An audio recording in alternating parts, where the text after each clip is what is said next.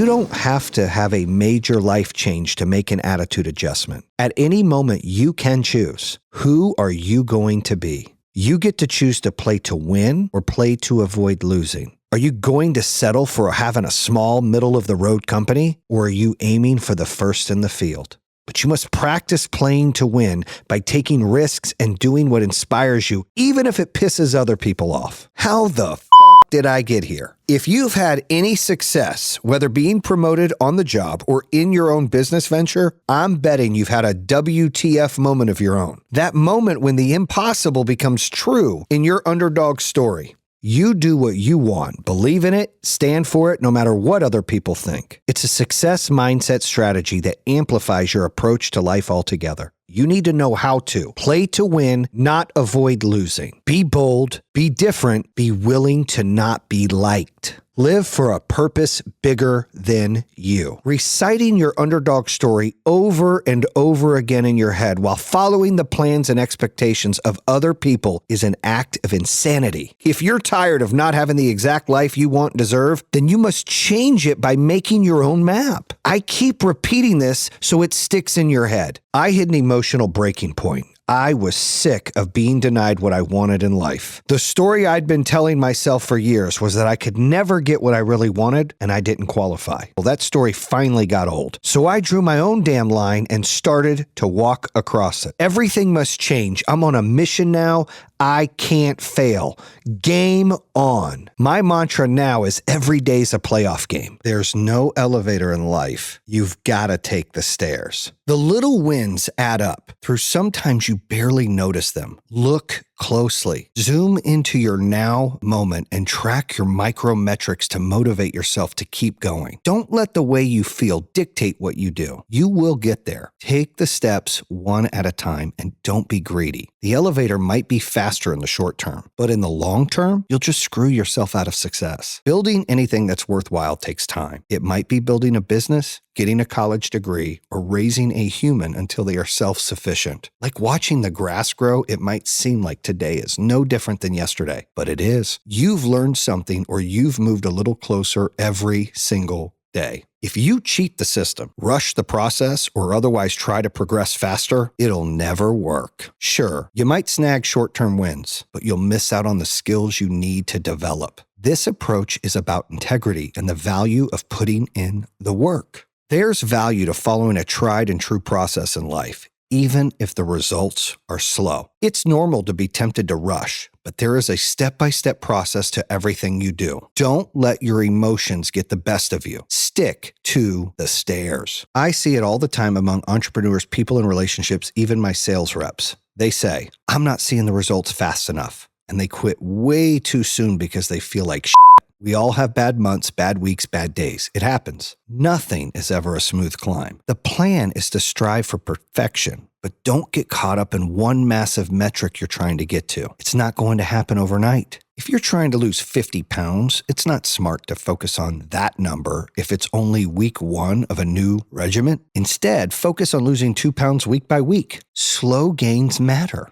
The there's no elevator in life, you've got to take the stairs principle reminds you to be patient and keep moving forward bit by bit. There's value in the process. Don't get ahead of yourself like the hare. Be the tortoise. Choose slow and steady. Never be held hostage. Do you feel like a victim? Are you doing that to yourself? You must be strategic in life. You must think ahead and build structures around you so you never get stuck in a situation where you can't do what you want to do. No one ever has the power over anyone. You need to be smart. You must systemize, skill up, and stand in your values so you don't get in any situation where you are held hostage. It takes courage, and it might take time. When you apply this principle, don't expect overnight success. Sometimes it will get uglier before it gets better. Just put your head down and grind out from that place. Keep operating from your core values and beliefs. Trust yourself. You will always get what you want if you stand firm in what you believe in. Stick to your values. Rely on what you believe in. Make decisions using your moral compass. You always know what is right for you. If you're compromising what you believe in, you will feel it instantly. When you honor your personal values, you can't fail no matter what. I firmly believe that if you ground yourself in what you know to be true and you let what feels right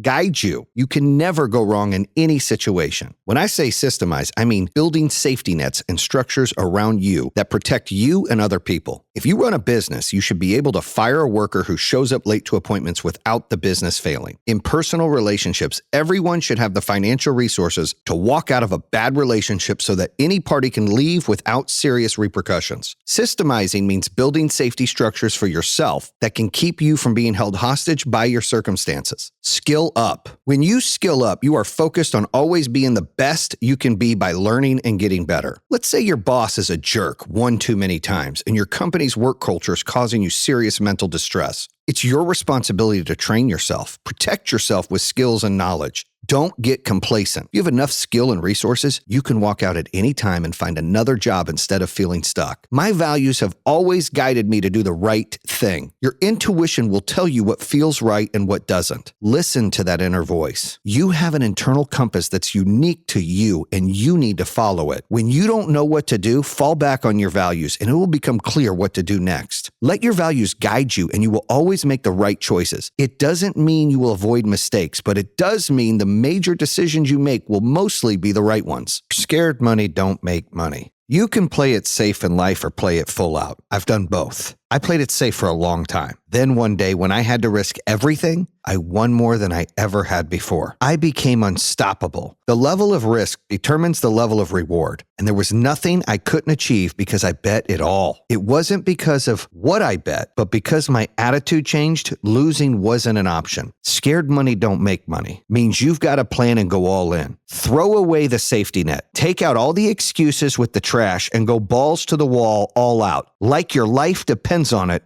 because it does. Bet it all. There is no other way to live. Bet it all on yourself. Turn failure into fuel. Failure is a signal for you to learn a new behavior and seek out people who are great at what you're not so you can course correct. As I've gotten better at handling failure, I've learned how to use it as fuel. Success without failure is rare. You can live a risk-averse life, but it won't get you far. Failure is our ultimate education. Embrace it. Understand that it has nothing to do with how worthy you are. Treat failure as a performance metric. Take the emotion out of it. Fail, learn, recalibrate, repeat. Failure is an opportunity. Many of us are conditioned to believe from childhood that if you fail, you've screwed up and you're a bad kid. But you need failure to get success. To embrace failure, you must stop seeing it as an obstacle and start relating to it as a gift or an opportunity. If you don't fail, you can't get better at anything. When failure shows up, it's an opportunity to examine what happened, look for ways to avoid that hang-up next time, and put processes in place to turn it around, improve, and win. If you're not failing,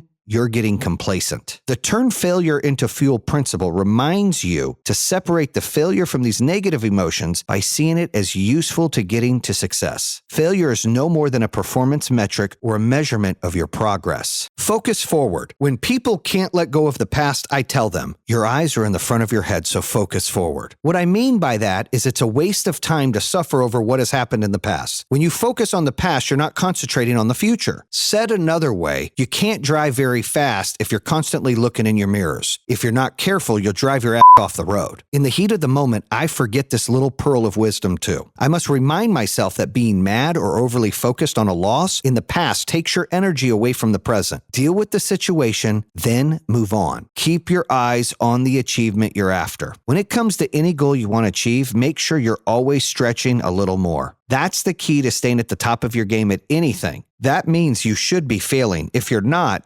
challenging yourself enough. If you find yourself at the top, look for other people to stretch toward. Stay in the performance sweet spot by always setting higher personal KPIs, key performance indicators. If you're failing, it's a good thing. Just make sure you bounce back. It's not about you and your worth. It's a measurement of your performance and an indicator that you're growing. Love your haters. Everyone has people who don't like them. It doesn't matter what your station in life is, but you can't let the haters stop you. Instead, embrace what they say and use it as fuel. The best way to show the haters not to hate is to stay in your lane and succeed. When you win, they'll question their views. They might even join your team. Don't get caught up in the negativity. Focus on your own success and teach everyone around you to do the same. The best way to prove to haters who you are and who they can be is to show them. Haters can be used as a motivator to get into action. Use them to push yourself harder. Don't operate from the mentality that you're better than them, but show them what you're made of. Show them what could be possible for them if they dropped their mockery and focused on themselves. In other words, the way to deal with haters is to focus on your own success. Since you have haters no matter what, it's important to learn how to deal with it all. Here's how. Step 1, embrace haters as part of life. Step 2, celebrate. Haters will show you what's great about you and what you need to change. They keep you living big. Step 3, while they are worried about you growing every day, you just worry about your growth. They chase you while you chase success. Put on a show for them, let them watch. Do you see people? Relationships take work. We're all guilty of not putting in effort sometimes. We move too fast. We get caught up in our own agendas and the details of life. We forget to really see people. We spend time with them, but sometimes we aren't there with them. I'm guilty of this too. In the end, people just want to feel valued. No matter how much money they make, no matter what their background is, no matter where they live,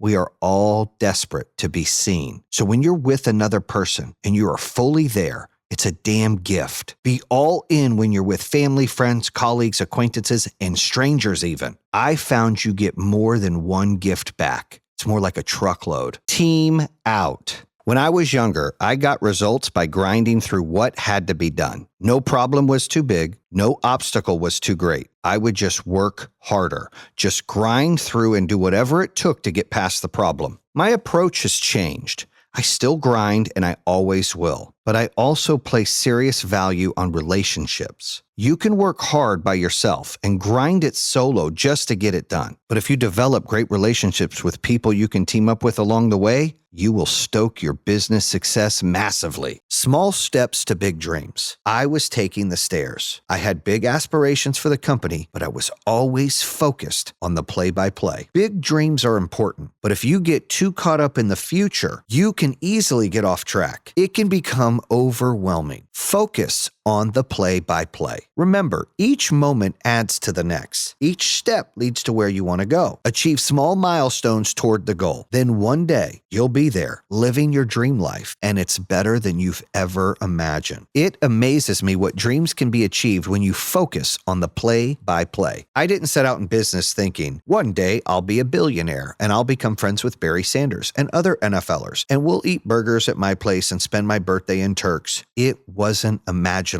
for me. I had small goals. I wanted to open an office. I want to grow it and add sales reps a few at a time. I kept setting those kinds of small goals. If you stay in the moment, focus on small wins, you will continue to get closer to your big dream goals. Too many people put way too much pressure on themselves by aiming way too high. Then it freaks them out and becomes unattainable. Massive goals are great for motivation, but you've got to chunk it down. Stay the course and focus on the small milestones. Incremental progress is the way. So I'm helping a company that does bricks and concrete in Michigan and Indiana, like fixes your bricks and concrete. And he's like, he's never done financing in his life. He said, I did 5 million in sales last year. We don't do financing. I said, brother, we're going to A, find you a financing company, which he's got 2 now. And B, you need to make an ad with a call to action. Hey, have you thought about fixing your bricks or your concrete, but you're scared it costs too much? Great news. We have 0% interest for 24 months and you can finance today. Give us a call. Is he up 400% 1 month in sales? Like he's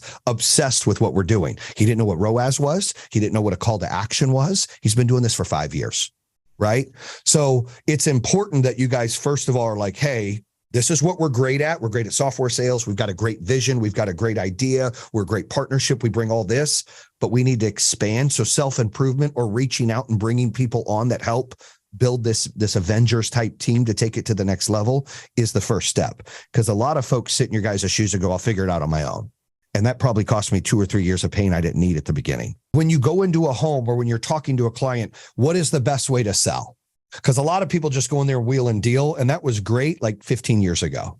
Right now it's about listening.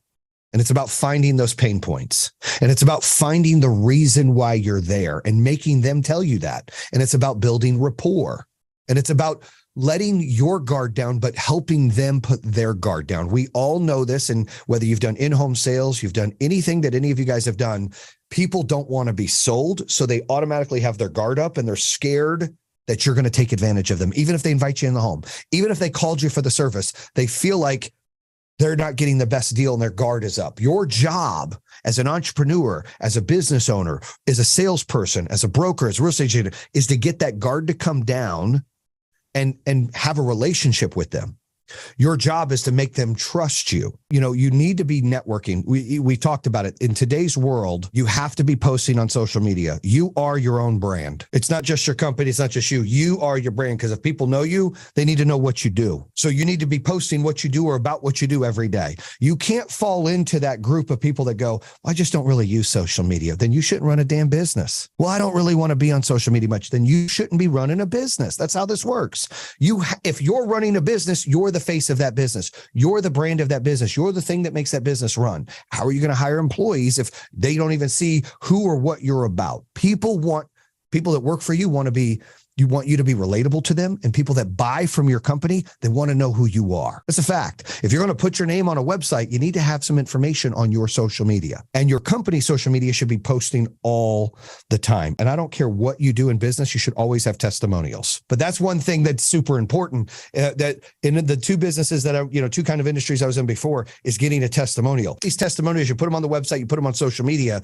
People want credibility. Right? They're going to buy from you because they're interested. You've ran an ad with a call to action. You're getting them all the points they want, but they want credibility. Like, they want to know who you are, why you're doing what you're doing. Are there other people that have done this? Are they the only ones? Nobody wants to be the first customer ever, right? You always have to act as if, even if it's your first home you're selling or your first haircut you're doing, or whatever it is, you can never act like that's the first customer. You got to act like you've done this a million times before, because that confidence will allow them to trust in you.